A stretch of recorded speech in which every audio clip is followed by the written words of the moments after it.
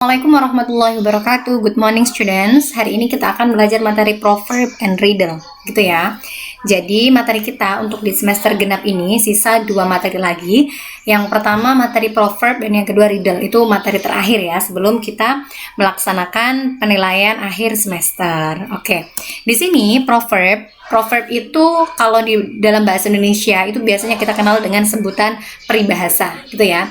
Jadi di sini proverbs adalah sebuah kalimat sederhana atau singkat yang biasanya digunakan untuk mengumpamakan sesuatu atau kebenaran nyata. Biasanya proverbs ini bertujuan untuk mendidik lewat kata-kata mutiara atau disebut juga sebagai peribahasa.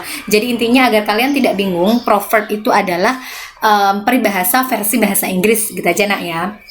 Contoh di sini adalah all good things come to those who wait. Jadi maksudnya adalah semua hal baik itu kan berasal dari siapa yang bersabar untuk menunggunya kan gitu. Jadi maksudnya adalah if you are patient there will be a reward. Jadi maksudnya adalah jika kamu bersabar akan ada hadiah untuk kamu gitu.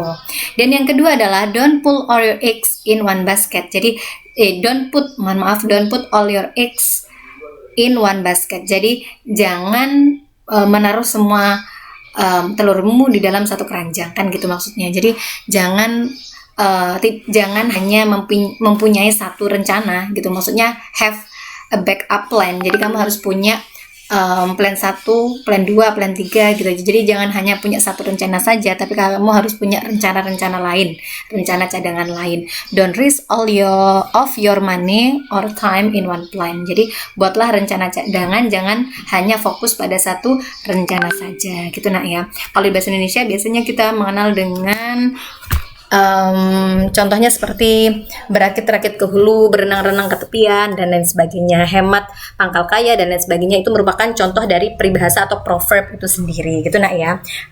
Kemudian yang kedua adalah riddle. Riddle itu kalau di bahasa Indonesia namanya teka-teki gitu ya. Jadi secara harfiah riddle itu diartikan sebagai teka-teki sebagaimana dalam bahasa Indonesia, di mana dalam bahasa Inggris juga terdapat teka-teki. Jadi sama aja di bahasa Inggris, di bahasa Indonesia itu sama ada yang namanya riddle atau teka-teki. Yang membedakan hanya di bagian bahasanya saja gitu nak ya.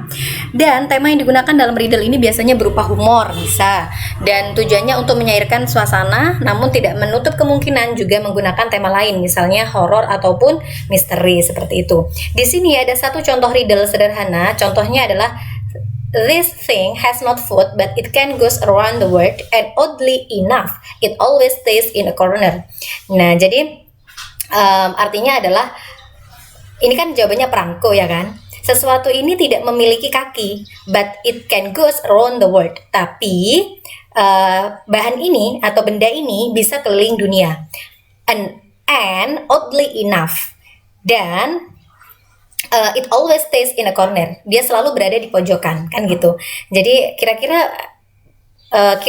yang dimaksudkan dari riddle ini apa sih sebenarnya? Dan jawabannya adalah stem ya. Yang mana stem itu atau perangko itu sendiri biasanya memang selalu berada di pojok atas seperti itu.